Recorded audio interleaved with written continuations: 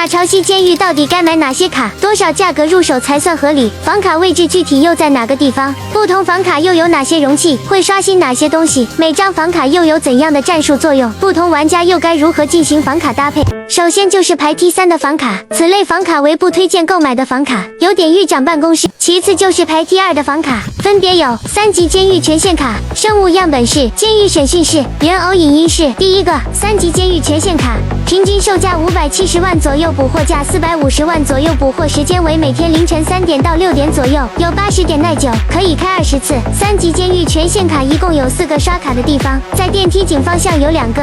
我们可以通过左侧顶层复活点，通过正前方的门，然后向左转径直进入通道，一直直走，直到滑索处。这里一定要小心，我们一般推荐直接蹲下，按进步键，慢慢的往右侧平台直角方向慢慢蹭，这样就不会被摔死。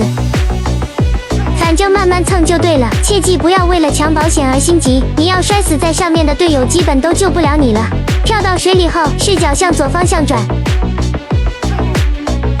可以看到一个有栏杆的楼梯，我们往这上面走，然后我们走向前面那个门，顺带一提那3个箱子中间会刷福利设备，进入楼梯一直上楼梯就行了。到达出口后，左转上楼梯，我们贴着左边走，一直走到达第3个房间，就是1号监狱3级权限房卡的位置。到达刚刚的第1个出口，然后接着向下直走，靠右看到的第2个房间，便是2号监狱3级权限房卡的位置。第3个和第4个房卡的位置位于禁闭区2楼。我们以东瞭望台区域复活点处向悬崖边缘走，跳进水里后，接着往洞口走去。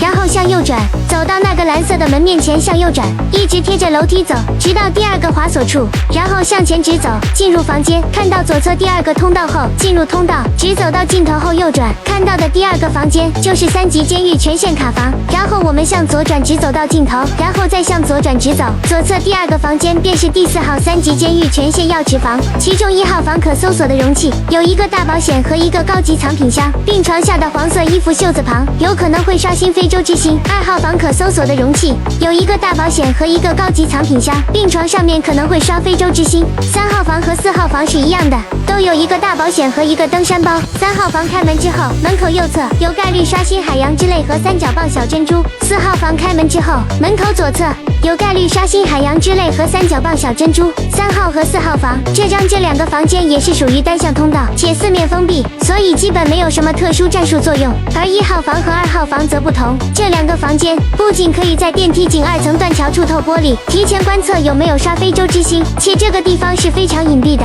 基本也没什么人会刻意往这里跑，除了那些刷卡的。当然，按道理来说，也要对这4个房间进行单独的排序，但是说实话，实际想下来，这4个房间的性价比其实都差不多一样。1号、2号房虽然只会刷非洲之星，但是好在可以透过玻璃看。3号、4号房则会刷新兄弟们梦寐以求的海洋之泪。毕竟我说白了，有多少人玩监狱不就是奔着1颗海洋之泪来的吗？所以综合来说，这4个房间的性价比差不多一样。网上都说这张卡是神卡，原因是在于它有80点耐久，在监狱能比的红卡能多开10次，而且还能出兄弟们梦寐以求的海洋之泪。但是我说白了，我白说了，它耐久度高，它搜索容器少啊，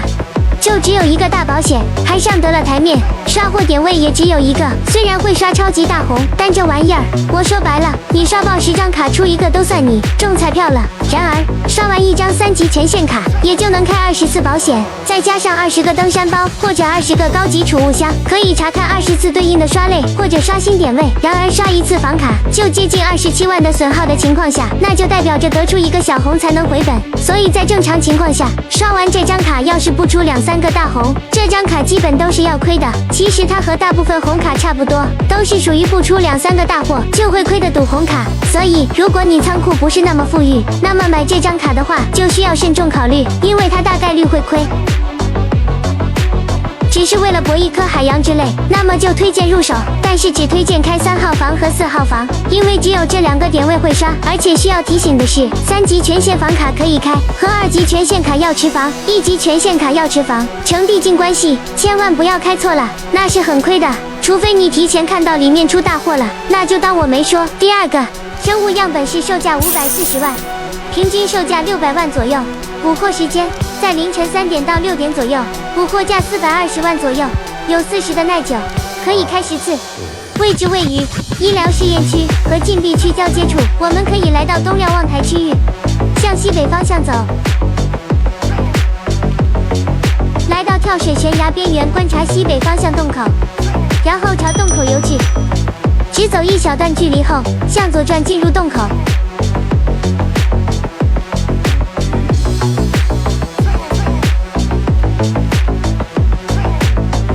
然后向右转，看到第1个滑索后直接右转。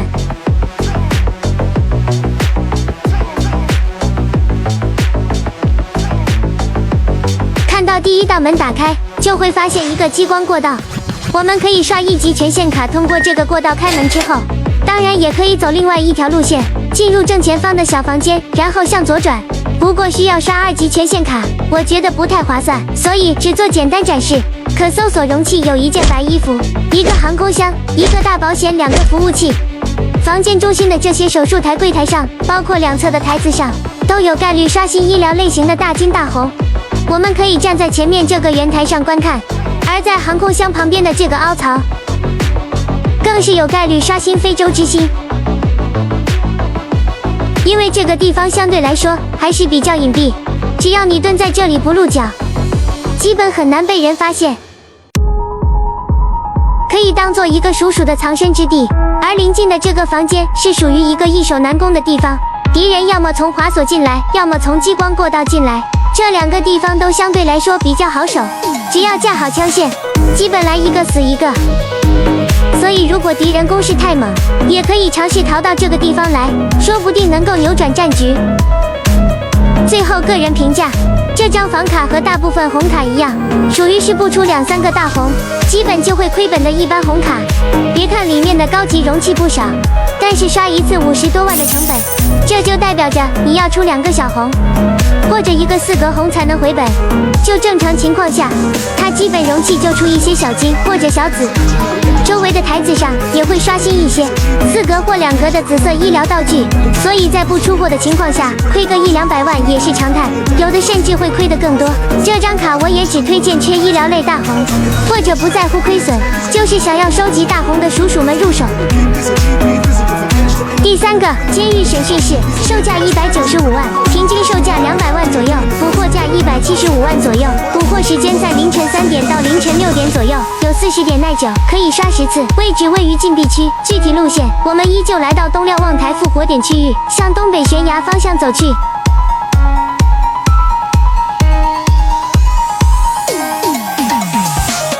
看到洞口后，朝洞口游去。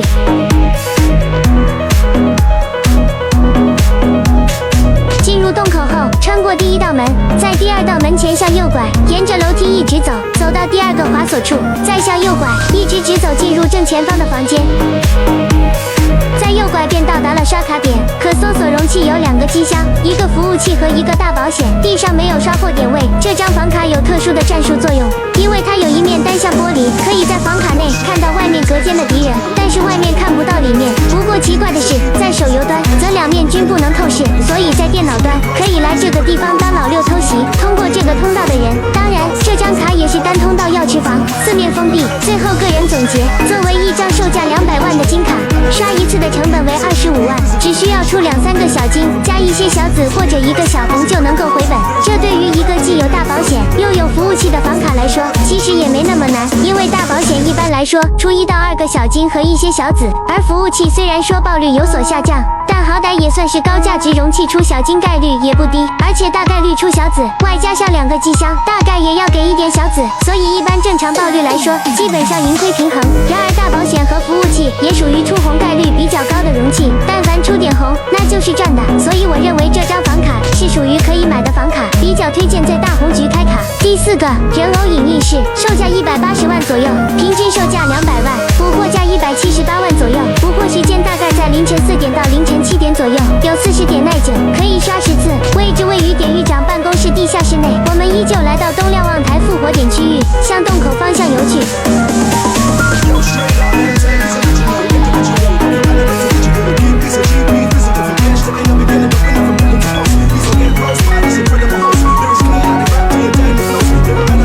进入洞口后，只走一小段距离，这时候向左转进入这个玻璃通道。走到出口后，再向左转，走下楼梯，然后再向右转，一直沿着右方向贴着走。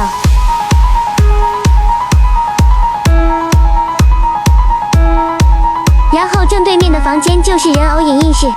可搜索的容器就只有一个大保险和一个工具柜，四面的桌子上都会刷新一些 Relink 脑机实验数据和电子类、工艺收藏品类、信息类、医疗类和居家类的大金大红。这张卡基本没有战术优势，甚至可以平到负数，因为它也是一张单通道卡，四面封闭不能透玻璃，而且它的位置位于典狱长办公室地下室，这个区域本身就是非常危险的区域，冒死来这里开卡，很可能会被别人堵在里面，瓮中捉鳖了。最后个人评价，这张房卡刷一次18万成本，在一般暴率情况下，保险出1-2个小金，桌子上刷1-2个小子，也不太容易实现盈亏平衡。买这张卡主要还是看这4个桌子上给不给东西，因为每一个桌子上刷新点位都蛮多的，但是在电脑端这个房间非常的昏暗，所以要仔细注意看这4个桌子。这张卡不太好的地方就在于所处的位置比较危险，不建议为了专门开这一张卡跑一趟，如果遇到了可以顺便开。然后就是排T1的房卡，分别有顶层办公室、监狱体检室、食堂洗碗间、水位控制室、仓库监控区房。第一个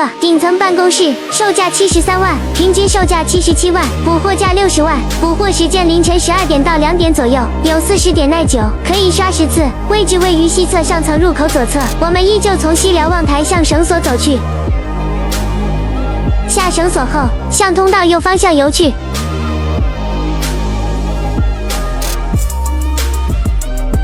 然后又向右方向的楼梯往前直游，上岸后向左直走，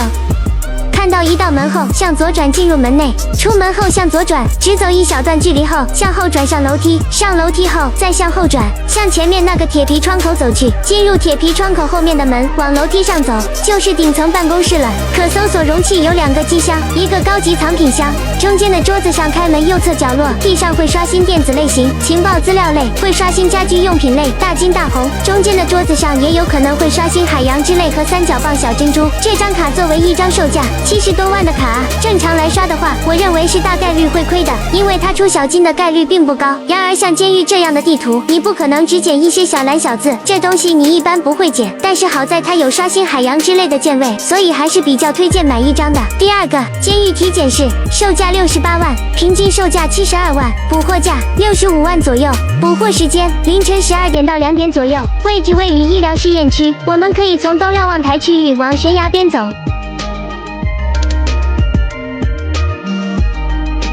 跳下水里后朝洞口游去。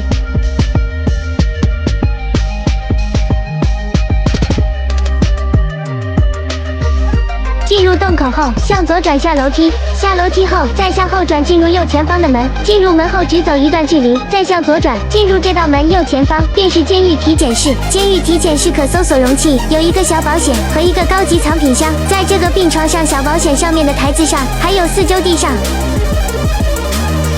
都有概率刷新医疗类型的大金大红。这张卡的战术作用呢，也基本等于0了，因为外面大区域都可以直接看到里面，所以反击和藏匿都不太好。不过这也代表着我们可以提前观测有没有刷红。那么最后个人总结的话，也是属于非常推荐的卡，因为作为监狱最便宜的卡，刷一次就6万的成本，盲开基本也很难亏了。有一个高级容器，还有这么多刷新点，而且还可以透玻璃，更是有概率刷新价值1000万的复苏呼吸机，而且价格还这么便宜。唯一算得上缺点的地方，可能就是位置比较危险吧。所以这张卡也是非常推荐购买的一张卡，如果喜欢打监狱的话就带上吧。第三个食堂洗碗间，售价133万，平均售价140万左右，补货价115万左右，补货时间凌晨12点到2点左右，具体位置位于监狱食堂区域。我们依旧来到西瞭望台复活点区域，朝东方向绳索处走去。下绳索后，视角向左转，向前方隧道走去，一直直走。爬上楼梯后，接着直走。看到一个有游泳圈的柱子后，向右转跳入水里，爬上对面的楼梯，然后向左转，进入正前方的通道。直走到尽头后，向左转，再向右转，然后再向左转。我们继续贴着左侧，一直向前直走就行了。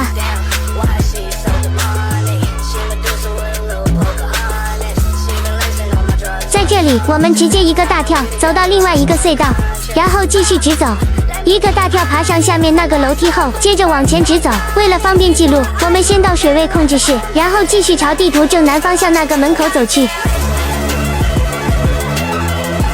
打开2扇门后向右转，看到下一道门后，进入下一道门，走到尽头后向左转，直走一小段距离，进入正前方这个中间有个窗口的铁围墙后面那道门。开门后，左侧第一道门便是食堂洗碗间，看到的第一个房间就是食堂洗碗间。食堂洗碗间可搜索容器，有一个大保险和一个高级藏品箱。目前看来，好像只有中间的长桌上会刷新家居用品的大金大红。目前没见过别的点位会刷新物品，也没见过会刷新别的物品。至于战术作用的话，只能说还是有一点的，可以提前藏在里面偷袭那些来看里面有没有刷东西的敌方干员。当然，我们也可以在外面观察这里面有没有刷红。最后个人评价，这张售价130万的食堂洗碗间，每刷一次只要出2小金就能回本了。这对于绝密来说还算是比较容易实现的，而且还可以通过旁边的小窗看里面有没有刷货。作为一张紫卡，却拥有一个大保险，这真的很给力了。所以玩监狱的话，还是强烈推荐买一张的。第4个。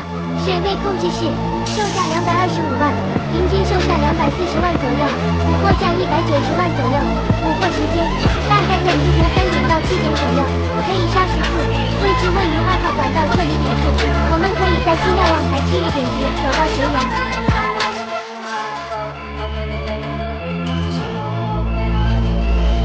走到滑手处，看向左方向，下层走，朝正前方游去，然后贴着左方向的墙体一直游就行。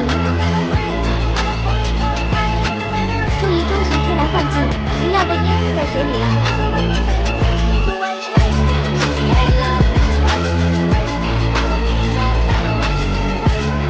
我们接着贴近右边的墙体，向前方游去。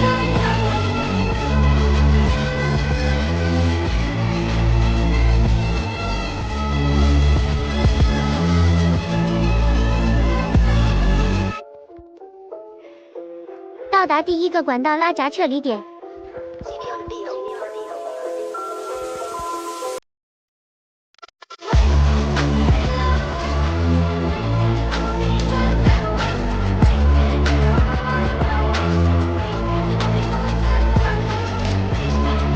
走上这个楼梯，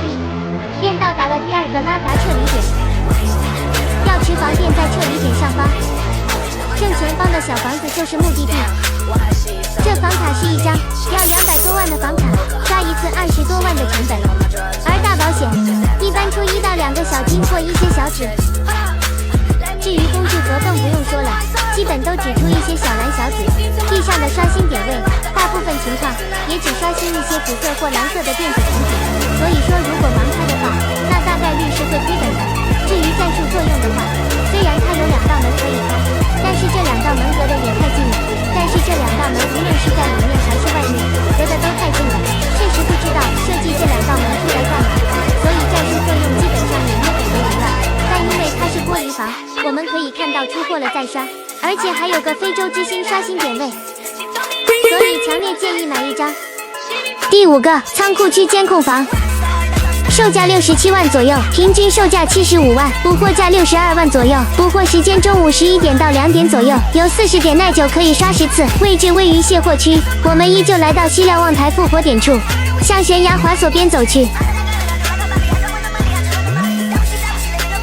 下滑索后向右方向游去。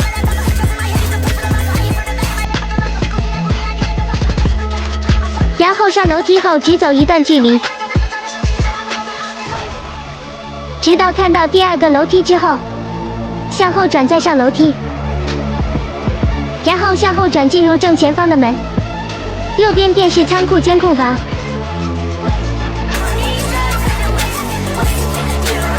可可搜索容器有一个小保险，一个机箱，一个手提箱，桌子上、地上都有概率刷新电子类的大金大红。至于战术位置的话，感觉有一点，但也不算特别实用。我们可以在这里面观察到外面黄色爬梯区域的敌人，但是同样的，别人也可以看到你。而且除了开局之外，一般也没什么人会走这边。最后个人总结，这张卡是属于一张适合在大红局开的卡，刷一次的成本大概7万左右，主要看小保险出不出金了。不出金的话，还是大概率会亏的，因为小蓝小紫你一般也不会捡吧。不过综合来看的话，想带还是可以带一张。最后就是 T0级神卡，此类房卡为玩监狱必买的房卡，那就是1级监狱权限卡、2级监狱权限卡。第一个1级监狱权限卡，当前售价83万，近1个月平均售价82万，近1个月最低价格是819070，补货时间在凌晨3点到7点，有100点耐久度，可以刷25次，监狱刷一次的成本大概在3.32万左右。大致方位主要集中在监狱牢房区域的1楼和3楼，具体路线我们可以以丢包撤离点的滑索处作为基准点，朝北偏西方向大门走去。我们穿过这2个门，来到这个3岔路口后向左转，走下坡后再向左转，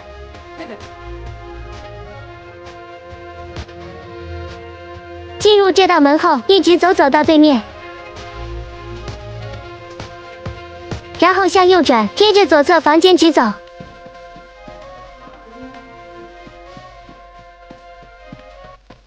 一直走到对面大门，穿过这道门后，继续贴着左侧房间直走，来到这个铁窗和3个箱子中间向右转，就是1号药池房。然后我们视角向右转，继续贴着左侧房间直走。左侧最后一个房间就是第2号药池房。此时我们将视角掉头走到对面3个箱子处，然后视角再向左转，然后贴着左侧房间直走，穿过一个铁床架子后，看到的第一个房间便是第3号药池房，向正北方向转，往前直走，然后视角朝西北方向转，打开这扇铁门，然后继续贴着左侧房间直走，在这个楼梯旁边就是第4号药池房。这时候我们回到牢房区初始点3岔路口处，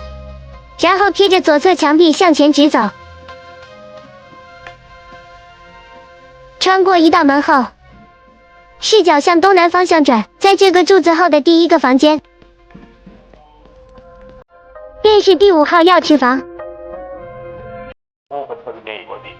然后视角向后转，直走到对面那个有残缺的柱子处，柱子后面就是第6号药池房。然后我们视角向南方向转，贴着右侧房间直走，走到这个铁皮围墙后向右转，然后走出铁皮围墙后再向右转，进入这道铁门，还有5分钟，贴着右侧房间直走，第2个房间就是第7号药池房。我们依旧来到丢包撤离点的绳索处，向西南方向大门处走去，穿过2个门后向左转，来到牢房起始点岔路口，然后向前直走，穿过这道大门，视角再朝正南方向转，然后贴着右侧直走，一直直走直到到达尽头，然后向右转，直走，穿过正前方的门，在1楼楼梯左侧的第2个房间，就是第8号药池房。至于9到17号药池房，他们都在牢房3楼。我们依旧来到牢房3岔路口起始点，下坡后再向左转进入这道大门，经过一个红色的柱子后，右转上楼梯，到达2楼后，靠近右侧的房间走，看到第2个楼梯后，再次上楼梯到达3楼。到达3楼后，视角向后转走到尽头，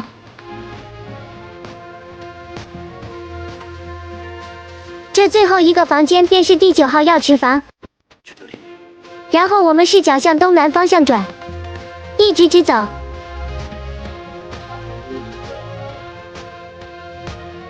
在在靠近下一道门的倒数第二个房间，就是第10号药池房。然后我们视角再转向东南方向，直走穿过这道门，视角转向正南方向，直走。在下一道门前的第1个房间，就是第11号药池房。然后我们视角再一次转向正南方向，直走穿过2道门。在尽头的最后一个房间便是第12号药池房。然后我们视角继续转向正南方向，直走到尽头后，视角再转向正西方向，继续直走到尽头，然后再转向正北方向，直走看到的第2个房间就是第13号药池房。然后视角接着转向正北方向，直走穿过2道门后看到的第1个房间就是第14号药池房。我们继续将视角转到正北方向，向前走2步后，向正西方向转会看到3楼的1号桥梁。走到桥梁对面后，直走看到的第2个房间，再向右转，就是第15号药池房。然后我们视角再转向正北方向直走，穿过这道门后，视角转向西北方向，看到了第2个房间，就是第16号药池房。同样和2级监狱权限卡一样，1级监狱权限卡的药池房的每个房间刷货点位和可搜索容器又不完全一样，所以我们也需要单独讲一下。首先就是1号房，整个靠近内侧的地上，走这边先拿着吧。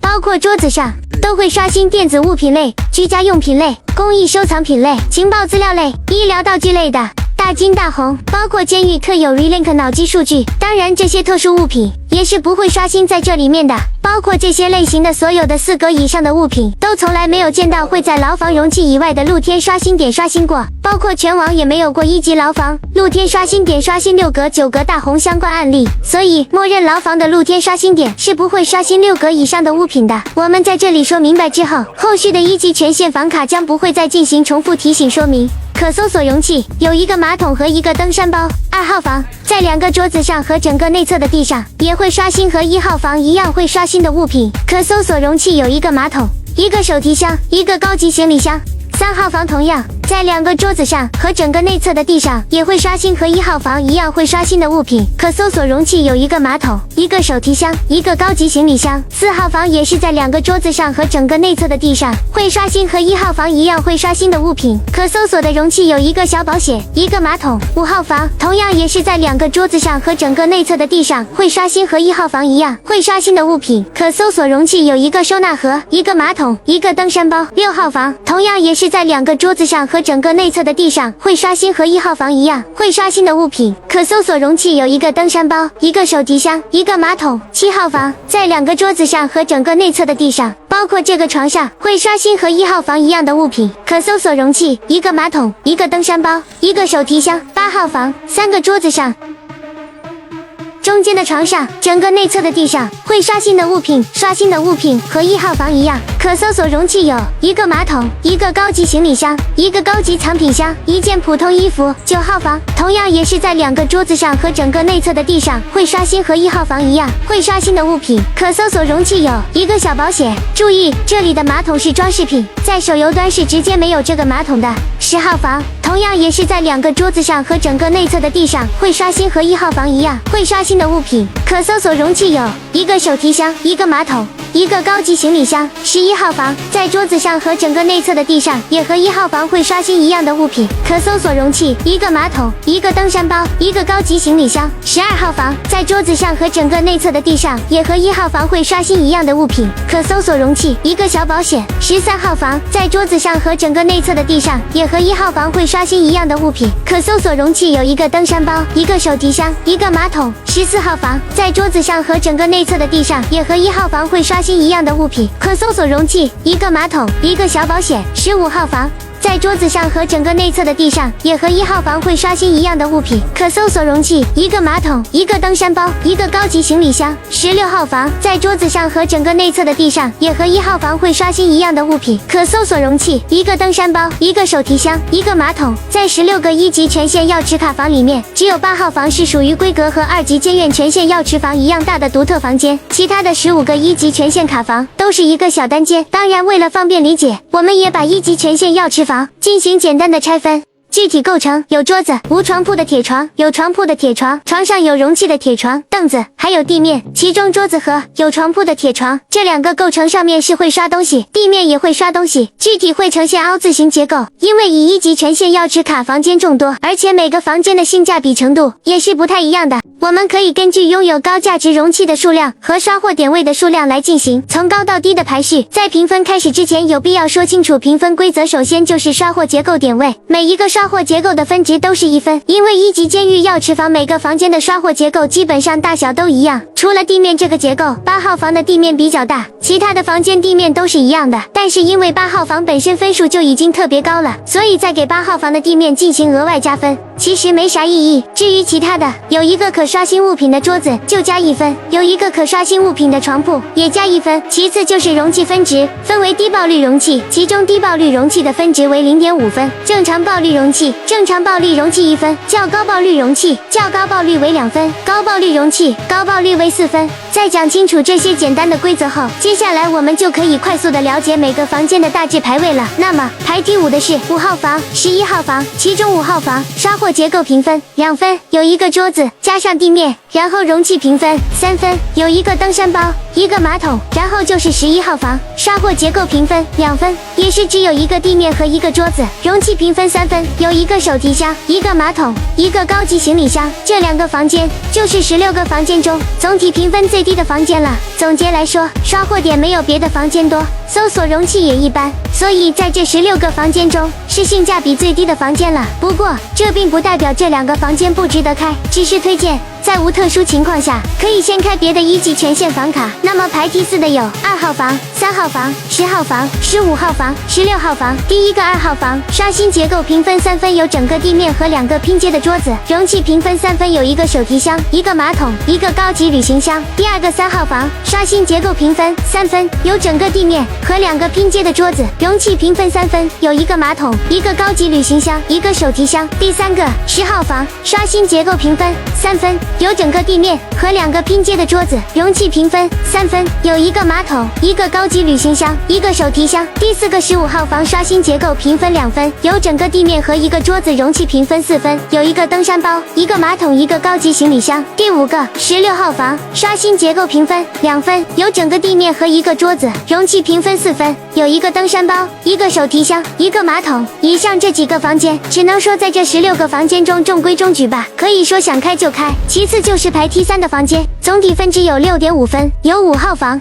刷新结构评分3分，有整个地面加上2个连起来的桌子，容器评分3.5分，有收纳盒、马桶、登山包。对于5号房，我对它的看法和排第4的容器是一样的，所以不做过多赘述。排第2的是6号房、9号房、12号房、13号房。首先第一个6号房刷新结构评分3分，有整个地面加上2个连起来的桌子，容器评分4分，有一个登山包、一个手提箱和一个马桶。第二个9号房刷新结构评分3分，有整个地面加上2个连起来的桌子，容器评分4分，有一个小保险。第3个12号房评分3分，有整个地面加上2个连起来的桌子，容器评分4分，有一个小保险。第4个13号房刷新结构评分3分，有整个地面加上2个连起来的桌子，容器评分4分，有一个小保险。以上这几个房间就是性价比不错的房间了，比较推荐开。排第1的是4号房、7号房、14号房，都有8分的高分。第一个是4号房刷新结构评分3分，有整个地面加上2个连起来的桌子，容器评分5分，有一个小保险和一个马桶。第二个是7号房刷新结构评分4分，有整个地面加上2个连起来的桌子和一个有床铺的床，容器评分3分，有一个马桶，一个登山包，一个手提箱。第3个14号房刷新结构评分3分，有整个地面加上2个连起来的桌子，容器评分5分，有一个小保险和一个马桶。以上这些房间就是非常值得开的房间了，要么就是刷货点位多，容器也多，要么就是有小保险。有小保险的含金量可是很高的，毕竟你都打监狱了，不可能老是捡一些小蓝小紫塞裤裆吧。最后提0级顶级，总分9.5分。只有8号房，刷货点位分5分，地上1分，桌子3分，床1分，容器分值4.5分，马桶1分，高级行李箱1分，高级藏品箱2分，普通衣服0.5分。对于性价比最高的8号房来说，我对它的一句话评价就是：伪装成1级监狱药池房的2级监狱药池房，因为它和别的1级全县药池房规格完全不一样，无论是从面积还是刷货点位以及容器数量来说，所以说如果碰到了无脑开就行了，绝对不可能亏。那么关于1级全县卡作为物资卡的情况就讲到这儿了，我们接下来讲解1级全县卡作为路通卡的情况。至于为什么前面16个房间没有讲战术作用的原因之一，就是因为这张房卡的战术作用主要体现在作为路通卡的情况下，而16个房间不仅狭窄封闭，且从外面还可以看到里面，这就导致它的战术作用极差，既不方便藏匿，也不方便偷袭。而作为路通卡的情况则完全不一样了。那么首先第一个通道位于禁闭区1楼复活点处，这个通道的战术作用基本就只有用于藏匿，因为它既有激光门，位置又相对隐蔽，所以你要藏在这里的话，一般只要不露动静，别人很难发现你。其次就是2号通道，位于禁闭区正下方，此通道主要是进入生物样本室外围房间，也就是1、2级交叉全县药池房。这个外围房间是属于一个易守难攻的地方，在遇到危险的时候可以来这里避难，又因为这个地方相对隐蔽，所以还是一个非常不错的藏匿点。就算被别人发现了，别人也不敢贸然上前，因为别人要进来，要么就做滑索，要么就走旁边刷卡过激光过道，这2个地方对于敌方来说都是非常劣势的身位，要从这个地方过来就会露全身位，所以敌方只要知道你手里有枪，一般就不敢贸然前进，除非你是跑刀的。然后就是3号通道，位于医疗实验区，这个通道主要是用来连接医疗实验区内部环形区域和医疗实验区外部，加上牢房外侧和核心区拉闸房的3个交接处的地方。我们以医疗区内部环形区域为起始点，刷卡通过激光过道后，左侧方向则是连接核心区拉闸房。正方向主要是直达牢房区域，旁边还有一个可以爬楼梯的亭子，可以上到2楼。这个通道主要作用用于逃跑和偷袭，反正就看你是属于猎人还是猎物了，可以结合你的实际处境，选择是要刷卡逃生，还是刷这张卡打别人一个出其不意。然后就是4号通道，位于电梯井，具体呈现出一个 T 字形，我们以北方向为正方向，进入激光通道后，走右侧的门，正方向则是核心休息室，向右转则是核心区，然后回到初始点。我们走左侧的门，出门后向右转，朝前面走一段距离，右方向便是拉闸点，左方向便是医疗实验区。对于这一个通道来说的话，也是要根据你的实际情况来灵活应用，可以刷卡来这里堵拉闸点，或者说从这个地方刷卡逃生到外面。那么最后再补齐一点，就是有些复活点它也需要刷1级监狱全县卡才能出去，但是通常情况下，在复活点周围都会直接刷新一张1级监狱全县卡，所以这个的话就不做过多介绍了。那么到此为止呢，关于1级监狱全县卡的所有知识点我们都已经讲完了。总结来说，这张卡就是一张神卡，无论是作为物资卡还是作为通道卡来说的话，都是无可挑剔了。你要玩监狱的话，就必须得买，如果你不买，那就跟吃饭不带碗一样啊。第二个2级监狱全县卡，售价223万，平均售价220万左右，补货价200万左右，补货时间凌晨3点到7点左右，有100点耐久，可以刷25次。位置主要分布在监狱牢房区域的2层牢房，禁闭区1层也有一个，具体位置我们可以从丢包撤离点的滑索处朝西南方向门口走去，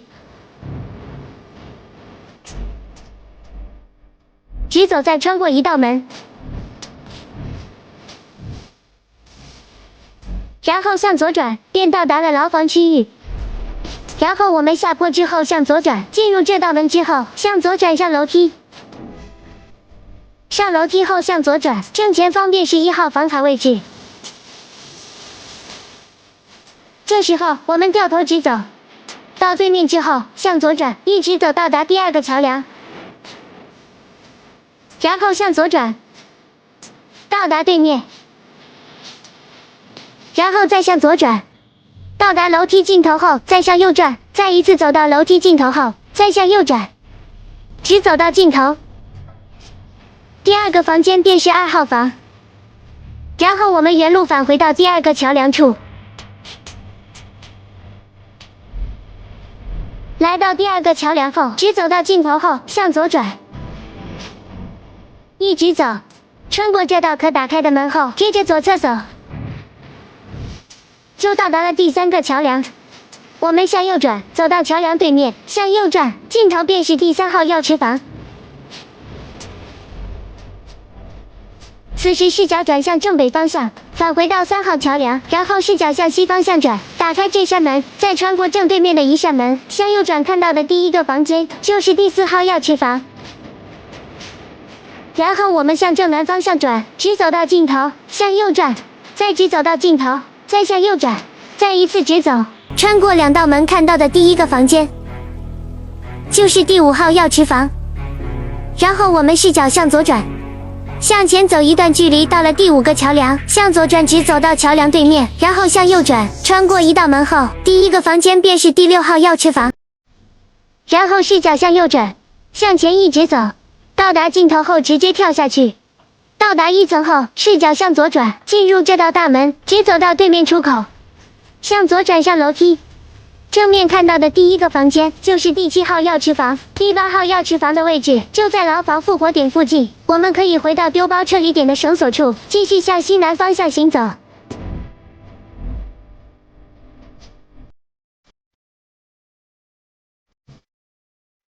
穿过2道门后，向左拐，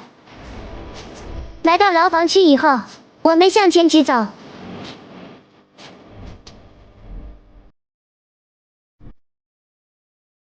穿过这道门，视角转到西南方向，继续往前直走。经过1个分岔路口后，接着往前直走。走到尽头后向右转，直走。穿过1道铁门后，走上正对面的楼梯。上楼梯后，然后再向右转，看到的第2个房间便是第8号药池房。第9号药池房在禁闭区1楼，9号房严格来说只起到通道作用，所以不在这个地方讲。至于每个房间都有什么容器，会刷什么东西，因为每个房间都不太一样，所以我们又需要每个房间单独讲。首先就是1号房，在房间左侧的柜子1、2层，这2个桌子上，房间整个地上，这些点位都有概率刷新1到4格的工艺收藏品、家居用品类、电子物品类、情报资料类、医疗道具类的大红大金和监狱特产 Relink 脑机实验数据。当然，在产出的这些物品中是不包括某些地图的特殊物品的。可搜索容器有1个高级藏品箱、1个小保险、1个马桶、2号房卡。在房间左侧的柜子里，1层和2层，右侧柜子夹缝里，还有第2个床上，加上房间地上，这些点位同样都有概率刷新1到4格的。以上这些物品和1号房会刷的物品一样，可搜索容器有1个小保险、1个手提箱、1个马桶、1个高级行李箱。3号房卡同样也是在右侧的柜子里，2个桌子上，包括这2个床上，还有整个房间的地上，也是和1号房一样会刷新1到4格的此类物品。4号房卡在这2个有床铺的床上、3个箱子上，包括整个地上，也是和1号房一样会刷新同类型1到4格的大金大红。可搜索的容器有1个小保险、1个高级藏品箱、1个收纳盒。5号房左侧柜子里，3个桌子上，2个床上，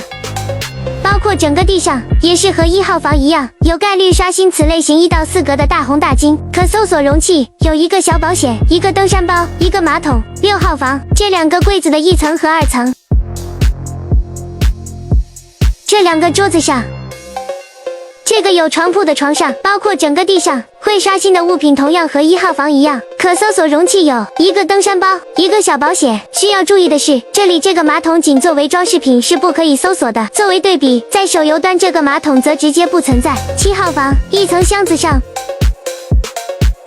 包括地上，也是会刷新和1号房一样同类型的大金大红。可搜索容器有1个小保险和1个高级行李箱、1个马桶。8号药池房房间左侧柜子1层，这里比较特殊，会刷房卡。至于柜子2层，这2个桌子上，包括这个床上，整个地上，也是和1号房一样的会刷新此类型的大金大红。可搜索容器有1个小保险和1个高级行李箱、1个马桶。第9号开卡的地方，该药池房用1级权限卡或者2级权限卡都可以进来，而且刷货点位众多，且容器也比较多。还有就是房间结构也比较复杂，所以这个房间我会作为一个单独的药池房来讲解。至于1到8号药池房，为了更方便理解，我们把房间结构组成大致拆分一下。基本上由房间整个地面、柜子、桌子没有床铺的铁床，有床铺的铁床，床上有物品的铁床，铁箱子、马桶这些物品进行交叉组合而形成。其中柜子这个结构一般一层或者两层都会刷新物品，还有桌子这个结构，桌子上面也会刷物品，加上只有床铺的铁床，床铺上面也有概率刷物品，然后就是铁箱子，铁箱子上也有概率刷一些物品，最后就是房间的地面，基本上在牢房4个角落以及靠近内侧墙壁的地方都有概率刷东西，整体呈现凹字形。至于剩下的这几个结构，如果出现的话，那这些结构上大概是不太可能会刷东西的，也可能是测试的样本不够，目前没有看到会刷东西。至于容器一般出什么，其实除了小保险以外，其他的容器大概率都是出小蓝小紫的，所以一般情况开一次能获得的平均收益就是2到5万左右，小保险出金概率还是比较高的，基本上有50%。而房间中的各个刷货位其实都差不多，90%以上的概率都是刷新一些小蓝小紫，而且刷新的小蓝小紫基本上也都是1格的物品。2级监狱权限卡的1到8号房间基本只有微弱的战术作用，因为整个房间都可以从外面看到，但是进入房间之后，视野范围反而非常受影响，对你的局势反而不利。在战术方面比较有用的可能就是开卡之后，在这里形成一个非常规的架枪点位，打对面一个出其不意。但是因为牢房区域本来就错综复杂，这种非常规的架枪点位还是蛮多的，所以一般来说不建议为了这个而开卡。当然我们也会为这8个房间进行排序，按照容器评分和刷货评分来算，当然评分机制与1级权限卡的评分机制一样。至于每个房间的得分以及综合排序，我们就只进行简单的依图流介绍了，是因为本质相差不是特别大，所以大家直接看这个表格就行了。当然所有房间的相关路线图以及部分特殊房卡的一些路线图我都会发到评论区的，这个大家不必担心。不过这里面需要注意的是8号房，8号房的名次是可以在网上面提一提的，因为它的柜子里面是会刷新房卡的，这是很加分的。那么最后总结的话，我对它的评价就是约等于小于1级监狱权限卡，所以它也是一张神卡，只要有它，牢房区域就会是整个地图最肥的区域，所以也是玩监狱必买，直接无脑入。那么到这里的话，关于所有的房卡介绍以及推荐我已经讲完了，最后讲一讲不同玩家该如何选择以及搭配。首先你需要确定的一点是，你是不是真的喜欢玩这个地图，这个地图进去一把加上子弹药品之类的，可是接近100万的战备，这样就导致很多看上去有性价比的卡，性价比也没那么高了。如果你理解不了的话，我可以举个例子，假如有一张房卡，它只要2哈弗币就可以开2个大保险，但是进这个地图需要300万的战备，而且很难撤离，那你还会觉得这张房卡很有性价比吗？除非你每一局都能在里面出2个大红，这简直天方夜谭。所以为什么监狱的很多房卡看上去都如此有性价比？其实它们只是带刺的玫瑰，是哈弗币回收计划中的一环罢了。如果你不是真正的爱玩这个图，那就请不要掉入这个陷阱。如果你真的是很热爱玩这个图，那就按照我所推荐的，按照排行去买吧。无论是猛攻还是跑刀，我都推荐这样买，原因就在于这个图，它本质就是一个小图，而且房卡基本都分布在中间一片区域，外围又没有房卡可刷，所以你无论猛攻和跑刀，你要刷卡的话都得往中间区域走，所以本质上没啥区别的。当然我也知道有很多兄弟们玩这张图就是为了寻找一个属于自己的海洋之泪，所以如果你奔着海洋之内来的话，就推荐买这些会刷海洋之类的房卡，加上1级监狱权限卡。买1级监狱权限卡的原因是为了作为通道卡，而更快的达到对应的刷卡点和一些对应的露天刷海洋之类的点位。那最后我要说的所有东西都说完了，其实这个视频我是想再过一段时间再发的，因为我们所测试的内容和网上的相关案例，我感觉都还是不够多，所以还是很有可能会漏掉一些东西。如果兄弟们有发现哪个地方讲错了或者说讲漏的，欢迎在评论区补充。那么本期视频到此为止了。